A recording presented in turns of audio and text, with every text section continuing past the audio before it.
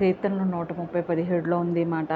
ఇశ్రాయేలు యెహోవా మీద ఆశ పెట్టుకొనుము, యెహోవా యొద్ద కృప దొరుకును, ఆయన యొద్ద కృప దొరుకును, ఆయన యొద్ద సంపూర్ణ విమోచన దొరుకును, ఆయన యొద్దే కృప దొరుకును, ఆయన యొద్ద సంపూర్ణ విమోచన.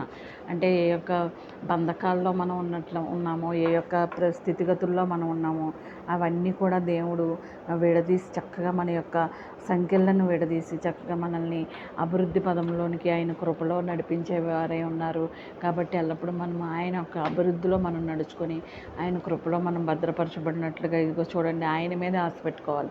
వారి మీద వీరి మీద, వారిని వీరిని చూడడం కాదు, ఆయన మీద ఆశ పెట్టుకున్నట్లయితే ఆయన చక్కగా ఆయన యొద్ద కృప దొరుకుతుంది. అలాగే ఆయన యొద్ద సంపూర్ణ విమోచన కూడా దొరుకుతుంది. ఏ బంధకాల్లో మనం నలుగుతున్నప్పటికీ, ఏ యొక్క మరి ఆర్థిక పరిస్థితుల, మరి అనారోగ్య సమస్యల, ఇంకేదైనప్పటికీ కూడా మన దేవుడు యొద్ద కృప దొరుకును, సమాధానం దొరుకుతుంది.